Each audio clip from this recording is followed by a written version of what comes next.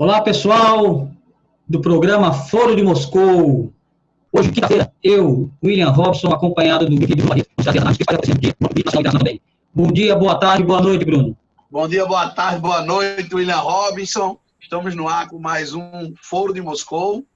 Lembrar o pessoal que já pode ir começar a se inscrever no canal da TV Moscou, porque nos próximos dias a gente já vai estar colocando o programa no canal oficial dele. A gente vai sair dessa fase experimental do programa, vai se despedir do meu canal no YouTube, e a gente precisa que vocês se inscrevam, porque nossa meta é logo, em curto prazo, a depender das inscrições de vocês, já poder fazer as transmissões ao vivo. É verdade, Bruno. A partir de segunda-feira, pessoal, foi bom o Bruno ter lembrado, a partir de segunda-feira nós já vamos fazer as transferências do material do dia para a Agência Moscou. Então, se você já quiser se inscrever, ainda não há vídeos lá, mas já tem um canal, já existe, é o canal Agência Moscou. Na Agência Moscou vai estar abrigando o Foro de Moscou e também outros programas que a gente pretende produzir daqui para frente. Por enquanto, essa fase experimental ainda é gravada. Como o Bruno falou, nós vamos iniciar também as transmissões ao vivo, mas pretendemos chegar aí quando um número mínimo de inscrições para que possa o YouTube também permitir as nossas transmissões ao vivo, não é, Bruno? Exatamente. E a gente vai fazer em breve, uma série de entrevistas com os candidatos, além do Foro de Moscou. Vai ser um negócio bem profissional, já conversei com o produtor, para a gente fazer um trabalho bem legal, já dentro da TV Moscou, para divulgar nosso canal no YouTube e trazer todos os pré-candidatos a prefeito de Mossoró, fazer entrevista arrochada, né? Não é passando pano para ninguém, não. Ô, Bruno, então vamos... Hoje a gente quer tentar cronometrar melhor o nosso tempo, vamos deixar aí no máximo 40 minutos, para a gente manter esse padrão, né? Até porque depois das transmissões ao vivo a gente também quer deixar com esse padrão, um padrão bastante razoável. Então vamos começar com os assuntos de destaque. O primeiro deles está... Nossos amigos estão enchendo o saco para a gente fazer um programa curto, né? É verdade. Então, o Foro vai ser o nosso carro-chefe, nós teremos programas mais curtos, vamos dizer assim, um pocket show, vamos dizer assim, e programas de bolso, né, vamos dizer assim. Vamos ter também programas maiores, de entrevistas. A gente está tentando ver se diversifica um pouco também, mas tendo o Foro de Moscou como um programa mais analítico e com essa proposta, com esse formato. Então, Bruno, eu queria começar aqui com uma abordagem na sua coluna do seu blog, esse aqui. Vamos começar por esse. Ex-funcionários da Porcelanat aguardam há 4 meses resposta do pedido de audiência com Rosalba. Então, está aqui. A Associação de Ex-Funcionários da Porcelanat solicitou, no dia 20 de setembro do ano passado, um pedido de audiência com a prefeita Rosalba Cialini. Até hoje, aguarda uma resposta. Ô, Bruno, essa questão da Porcelanat, a gente sabe que a Porcelanat foi um verdadeiro engodo, né? Essas pessoas trabalharam, mas trabalharam também muitos, e outros se candidataram acreditando que a Porcelanat seria a consolidação do polo cerâmico na cidade, o que não ocorreu. Mas isso foi vendido como uma redução da cidade, assim, unindo-se ao petróleo e ao sal, seria a transformação de uma Mossoró do futuro, que isso não chegou, não foi, Bruno?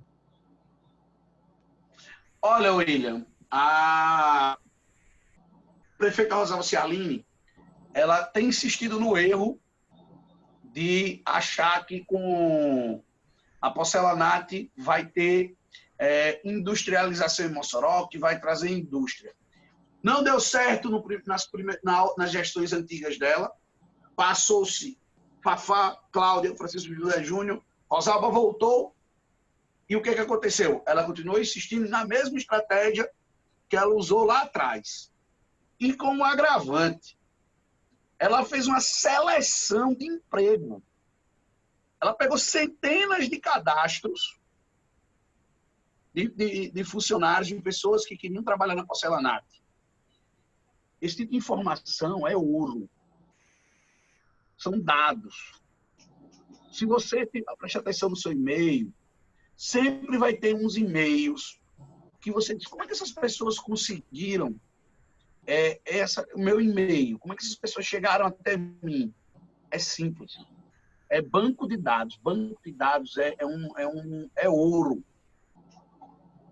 Então, ela construiu um banco de dados para a eleição de 2018. E todo mundo se sentiu enganado naquela época. E se sente enganado até hoje.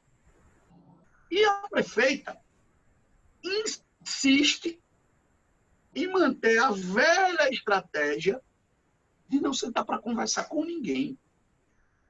É muito difícil. A prefeita chegou entre 2018 e 2019.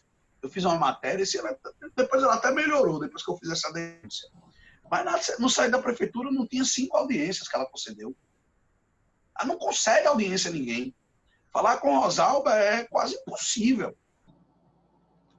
São poucos que conseguem audiência com ela. Então, o processo da porcelanato é mais um a ser ignorado pela prefeita. Ora, ano passado, logo no início do ano, o deputado Alisson Bezerra pediu uma audiência com a prefeita. Vai completar um ano. E ela não responde. E agora 4 meses, com aquelas pessoas que vêm sendo enganadas há anos. Já teve protesto. Ela simplesmente não disse para conversar. Ora, ela não se coloca.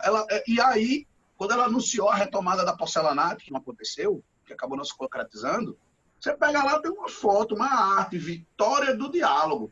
A prefeita apertando a mão do homem lá da porcelanato. Por que ela não aperta a mão, não dialoga, não tenta intermediar alguma coisa em relação aos ex-funcionários? Aí algum puxa-saco de Rosalba, um rosalbesta, vai chegar e dizer, ela não é dona da porcelanato, ela não tem nada a ver. Tem. A partir do momento em que ela se colocou como alguém responsável pelo retorno das atividades da porcelanato, ela colocou-se no meio de uma confusão.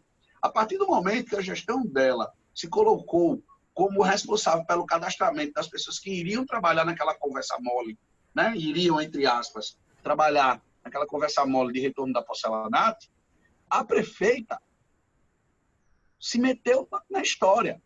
Ela tentou se colocar como intermediária. Se daqui a 4 meses a porcelanato reabrir, ela vai dizer que foi ela. Então, por que ela não pode receber os funcionários? É um argumento racional. É só você botar a cachola para pensar. Ela realmente não é dona da porcelanato. Mas... E na época, Bruno... Ela se meteu na história, agora ela tem a ver com o assunto. Ela não quer lucrar politicamente. Ela quer só o bônus, se alguma coisa acontecer lá na frente. E eu lembro, Bruno... Vai, né? Conversa com o pessoal. São seus munícipes. São pessoas prejudicadas por uma empresa atraída por Rosalba, que deu um calote neles. Foi Rosalba não gosta de posar. Agora, qual é o problema? Rosalba não tem política de geração de emprego. Eu vou ter que bater nessa tecla todo dia. Bruno, eu lembro, você falou aí desse cadastro, eu lembro que eu fiz um artigo, acho que eu publiquei no Mossoró hoje, sobre o modelo arcaico de cadastramento, e sem entender porque precisaria fazer com que muitos moçoroenses desempregados naquela situação caótica da cidade tivesse que contornar ali, aquele quarteirão ali perto ali da Praça dos Esportes para poder deixar um currículo. Não tinha garantia de emprego, nada certo não. Era apenas para deixar um currículo, lá na secretaria, que ficava ali próximo, e eu fiquei pensando em escrever um artigo sobre isso. A gente já está na pós-modernidade, onde tudo pode ser feito pela internet. Você pode mandar por e-mail, você pode fazer um cadastro lá, cria um site, faz um cadastro, e lá você manda seu currículo, anexa, ou então manda endereçado para determinada pessoa ficar fazendo esse banco de dados. Mas não, eu achei meio uma atitude um pouco pesada e humilhante, principalmente para aquelas pessoas que tiveram que ficar até de madrugada. Muitos relataram em entrevista na época, isso foi no final de 2018 ou início de 2019 que isso ocorreu. As pessoas tinham que ficar de madrugada, uns ficaram de 4 horas da manhã para ficar na fila só para entregar o currículo, acreditando na hipótese de uma retomada do polo cerâmico. Ou seja, o polo cerâmico nasceu natimorto 2 vezes, né? nasceu e morreu 2 vezes, ou nem nasceu 2 vezes. Ou seja, é um instrumento, como você falou. A gente pode dizer, não, ela não tem nada a ver com a porcelanato. Tem, porque ela instrumentaliza essa questão do porcelanato. Ela usa isso como um ativo político. Mas só que isso não está funcionando, não funcionou. Mas de vez em quando, e no desespero, as pessoas acreditam, vão lá. Se ela abrir novamente um cadastro desse tipo, as pessoas vão lá, porque as pessoas estão desesperadas. Elas estão acreditando em qualquer coisa, Bruno. Pois é, ela tem brincado com o desespero de milhares de desempregados que nós temos em Mossoró. Muita gente tem falado que Mossoró tem 20 mil desempregados, a gente precisa ver esse dado direitinho, com alguma fonte oficial, uma fonte que faça esse tipo de levantamento. Eu vou conversar com os professores lá de economia da UEL, ver se algum me dá uma luz a respeito disso. Mas é importante saber, se Mossoró realmente se tiver 20 mil desempregados em Mossoró, William, é um problema sério social. E aí você não pode brincar com essas pessoas que sonham com emprego, que adorariam estar lá trabalhando na porcelanato. A porcelanato está lá, aquele elefante literalmente branco, que você vê quando vai para a estrada de Tibau. Com o nome porcelanato bem grande, tomando fora o prédio. Ô, Bruno, vamos passar para outro tema? Vamos. Esse que você também publicou no seu blog. Deputados do RN liberam, em média, 36% das emendas empenhadas na legislatura anterior.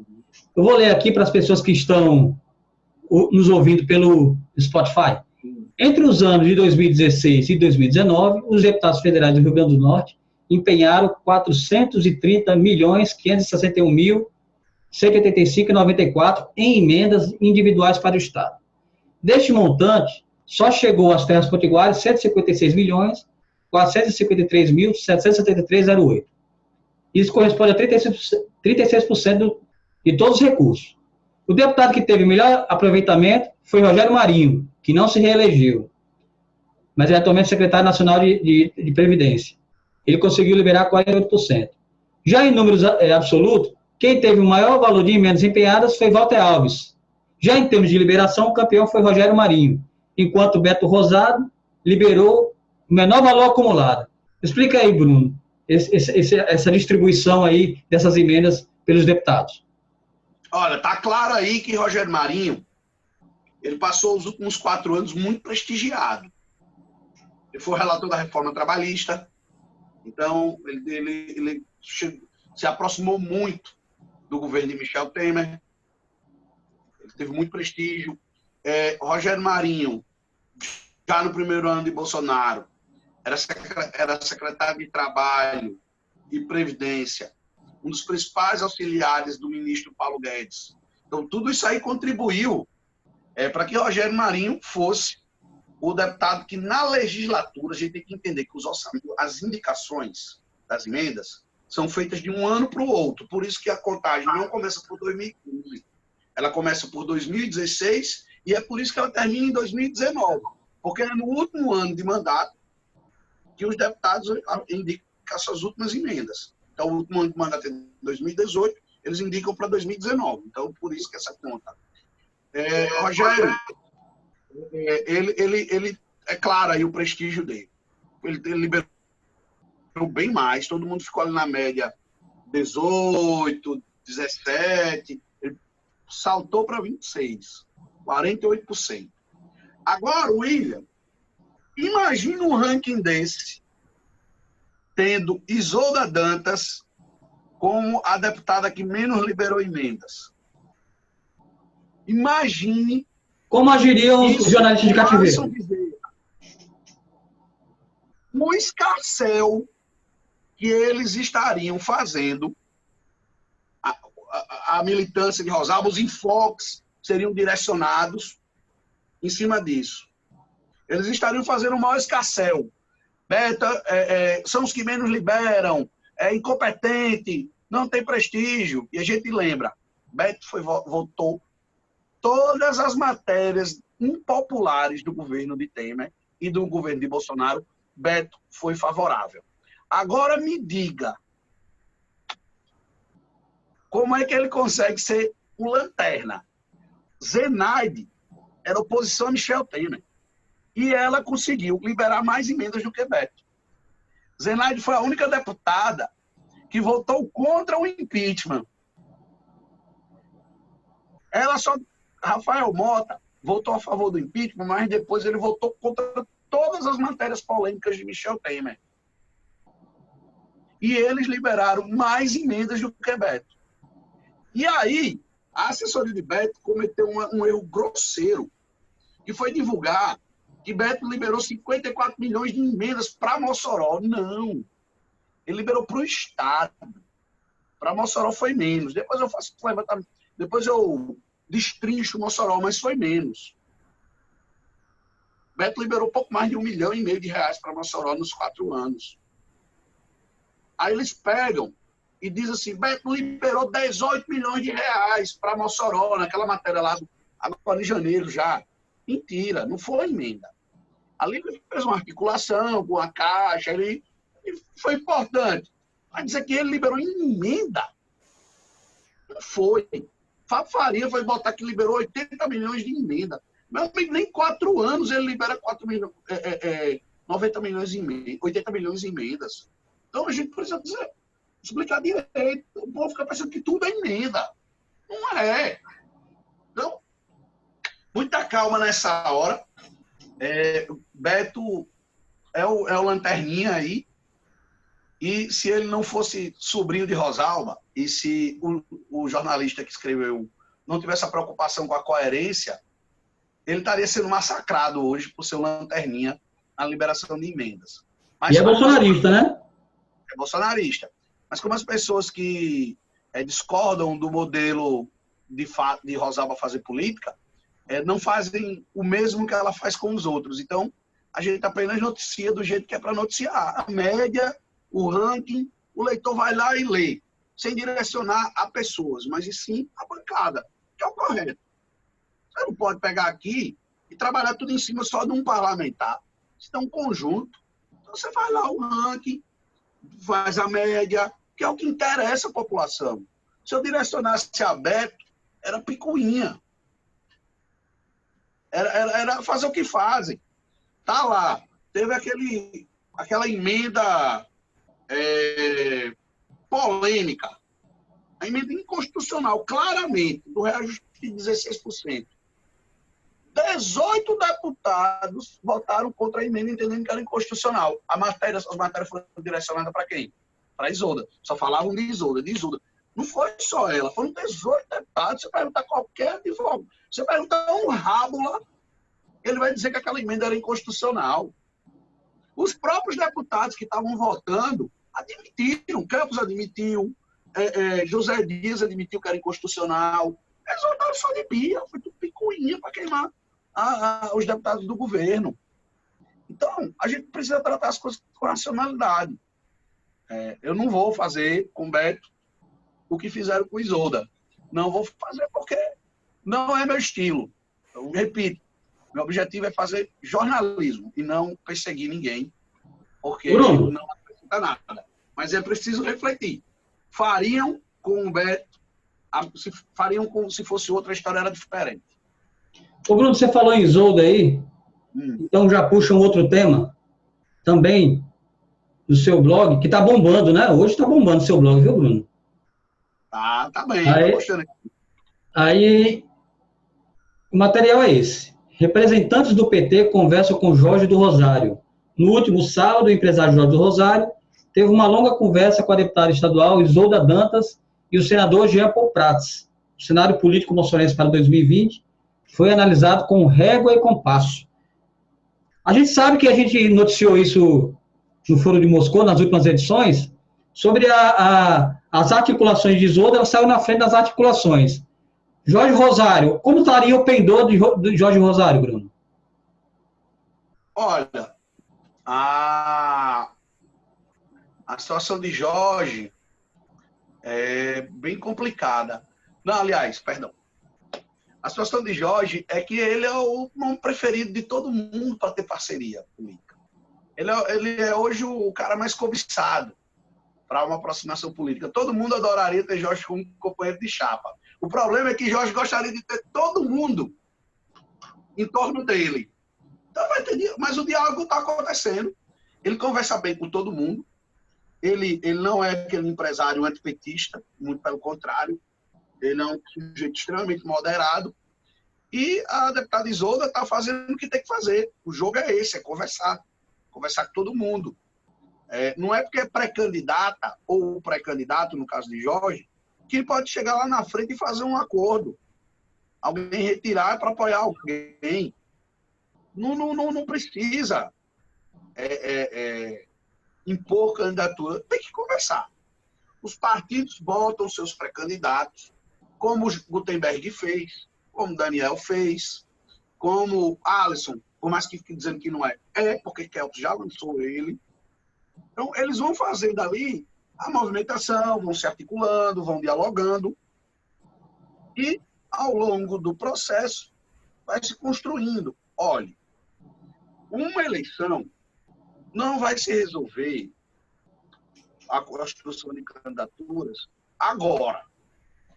Vai se resolver lá para junho, julho, aí vai consolidando.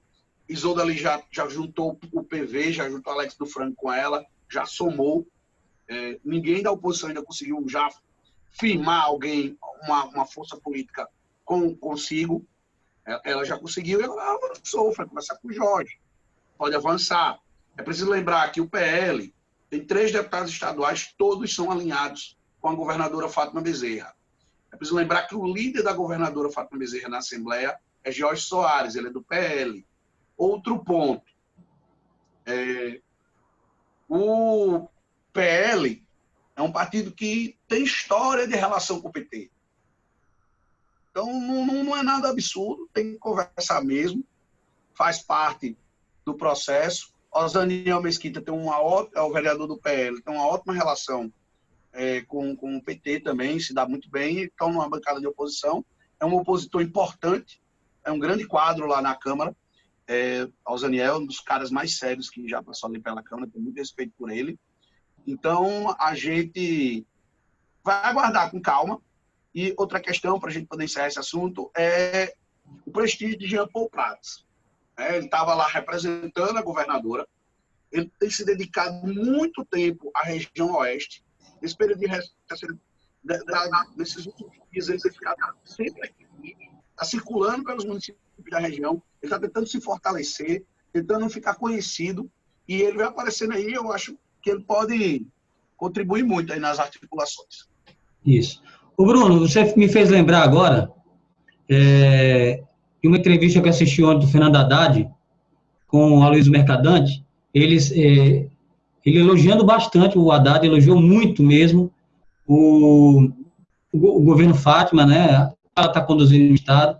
Ele falou que o Nordeste é uma região progressista, né? Porque praticamente governada pelo PT, PCdoB, PSB, e enalteceu a Fátima, ele chamou até de um fenômeno da natureza, pela forma como ela está governando um Estado quebrado pelas oligarquias. E ela é responsável pelo fim de um período oligárquico aqui, que ainda permanecia nessa região aqui, e o Rio Grande do Norte ainda seria o último reduto ainda oligárquico da região Nordeste. Então, ele enalteceu, era só uma observação que eu queria colocar para você aqui, do que eu vi ontem numa entrevista com o Aloysio Mercadante no YouTube, no programa dele lá.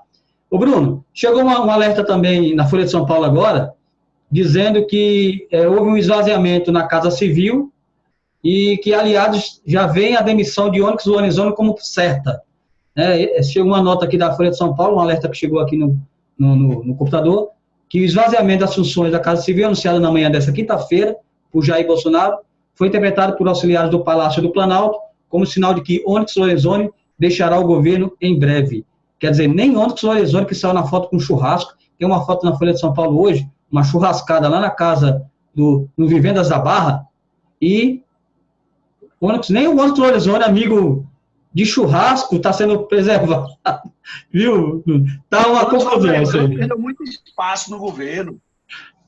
Ele vem só perdendo espaço ao longo do governo, ninguém fala mais nem nele. Lembrava mais nem que ele estava no governo. Ô, Bruno, antes de entrar no outro assunto, eu queria mostrar aqui para você essa página aqui do... deixa eu ver se passou aqui. Tá aqui. Essa página aqui do La Vanguardia, o jornal espanhol de Barcelona, falando o seguinte, que o Parlamento Europeu definiu o processo de saída do Reino Unido do Brexit. Ou seja, o Brexit, o Reino Unido agora só tem 11 meses para o período de transição para sair definitivamente da União Europeia. Ou seja, você assistiu Privacidade Hackeada, você sabe que o Reino Unido também foi um laboratório de Steve Bannon. Sim. E os algoritmos trabalharam muito para que houvesse uma fragmentação da União Europeia, começando pelo Reino Unido. E conseguiu. Hoje os eurodeputados ligados ao Reino Unido foram lá se despedir, teve choro, despedida, porque agora eles não fazem mais parte. Eles tinham, acho que, 60 deputados, Bruno. Deixa eu olhar aqui. Eles tinham... Eles tinham 49 escanhos. Escanhos é cadeiras no parlamento, né? No parlamento, no Europarlamento. E agora o Reino Unido vai caminhar com as próprias pernas, vamos dizer assim, Bruno, sem mais uma vinculação com a Europa. Foi uma escolha muito ruim para o Reino Unido. Muitas empresas já deixaram o país. Estamos falando aí da sexta economia do mundo. E eles vão ter muita dificuldade nos próximos anos. Isso vai afetar até o futebol, viu? Porque o maior campeonato de futebol do mundo, o principal, é o campeonato inglês. A principal liga nacional do planeta. E eu quero ver como é que vai ser a partir da próxima temporada. Porque cada time tem um limite de estrangeiros. Como com a União Europeia o limite de estrangeiros não existe entre cidadãos europeus, vai criar um problema. Sim, deve criar um problema não só na parte esportiva, que eu não sei como a UEFA vai encarar essa questão do Brexit, mas assim, vamos considerar também que no ponto de vista econômico isso já está sendo sentido.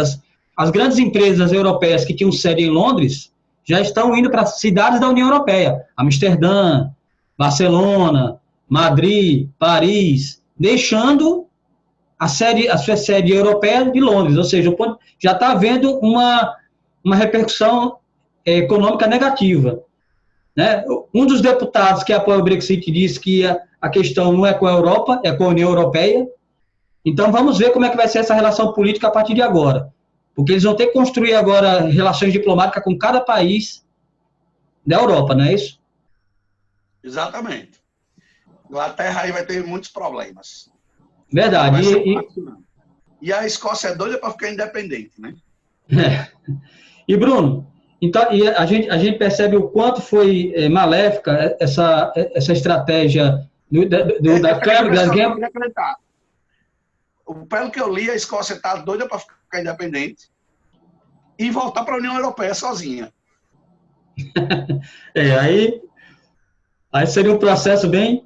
Mas, Bruno, aí a gente percebe como a estratégia de utilização de algoritmos da Cambridge Analytica funcionou, né, e causou um caos no planeta, né? Você vê a eleição de Trump, a eleição de Bolsonaro aqui, o Brasil hoje é um laboratório do neoliberalismo, o Brexit, a eleição na Hungria, ou seja, como os algoritmos tiveram importância, realmente uma importância que definiu os rumos políticos desses países, né? Se você quer fazer um teste, eu já fiz. Fala mal de Bolsonaro no Twitter. Aparecem uns 10 perfis para te xingar. Quando você vai olhar, ele não tem 10 seguidores. Bolsonaro ele tinha 400 mil robôs.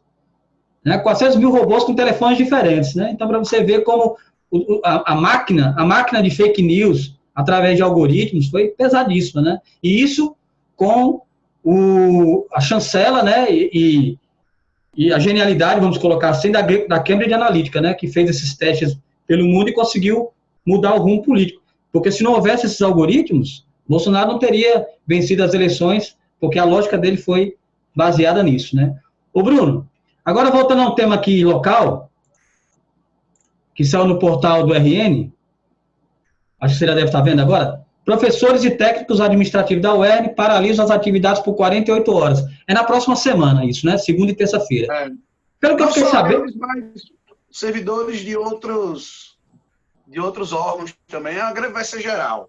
Vai ser geral, né? Aqui diz que os professores e técnicos administrativos da UERN, reunidos em assembleia na manhã acho que aqui está dizendo hoje, mas é de ontem, 29, né? Aprovaram a paralisação das atividades nos dias 3 e 4 de fevereiro em adesão à greve geral do funcionalismo estadual. O que está motivando essa reação é a reforma da Previdência, não é, Bruno? E também tem o fator seguinte, pelo que eu fiquei sabendo, nem todos os servidores da UERN vão paralisar. Há alguns que estão ainda incomodados com o calendário, principalmente alguns docentes, e vão dar aula assim mesmo. Não sei como é que está vendo, se vai haver uma maioria na paralisação, se realmente a universidade vai fechar, ou se ainda vai haver aqueles que vão estar lá mesmo. Depende muito do setor. Geralmente, lá no UERN é o seguinte, quem trabalha nos setores que são considerados essenciais em momentos de greve, eles geralmente vão trabalhar. No setor que eu trabalho, a GECOM, a gente vai trabalhar, a gente faz uma votação lá interna e geralmente a maioria prefere trabalhar. A única vez que a gente entrou em greve lá na GECOM foi, se eu não me engano, em 2013. Mas também durou uma semana, depois a gente decidiu voltar. Numa votação, a gente decidiu voltar porque a universidade não podia ficar sem se comunicar com a sociedade no momento de crise. Então, assim, é um setor que tem uma certa lógica que não é comum a outros. Ele não podia deixar a universidade sem se comunicar em situações de crise. Então, pesou isso. Mas a negociação, a greve é legítima. E a UERN, certamente, vai ser muito afetada pela reforma da Previdência, porque os professores ganham salários, todos praticamente, acima do piso, né? Do piso de quem não vai ter alterações na alíquota, né? Na alíquota, que eu acho que é o principal ponto. Eu acho que nenhum sindicato vai morrer se aumentar o tempo de contribuição, se aumentar a idade mínima. O problema do sindicato é a alíquota. Se Fátima chegar hoje, sem discutir a alíquota, tirando a alíquota, tirando contribuição de inativo, aumentando aí um pouco o teto para quem não vai ter que contribuir, que é o pessoal que ganha um salário mínimo hoje. Se Fátima chegar com alguma coisa desse tipo, tudo isso aí morre. O grande problema está na alíquota. E realmente, se você perguntar, Bruno, você prefere como? Eu prefiro que os menores sejam poupados da alíquota. Robson, ele quis dar 14% para todo mundo. Mas você não pode tratar quem ganha 20 mil reais igual a quem ganha 2 mil. Não pode dar 14% para todo mundo. Então, a minha crítica à proposta de Robson era essa. Ele deveria poupar os mais pobres. Porque a reforma sempre foi inevitável. E agora, o que a Fátima fez? Quem ganha até 5.300 não vai ter a alíquota alterada. Quem ganha acima desse valor vai ter escalonado, de 14% a 18%. É uma proposta que passa. Mas vai ter muito lobby na Assembleia, vai ter greve, vai ter muita zoada. Não vai ser fácil. Mas eu creio que vai passar, porque até deputados da oposição cobravam ao longo do ano passado que a governadora apresentasse uma proposta de reforma da Previdência. Bruno, antes de passar para o próximo tema, chegou outro alerta aqui. Já está no limite, viu? Oi? Já está no limite. Sim, já estamos no limite. É verdade. Agora vamos chegar nos dois temas finais.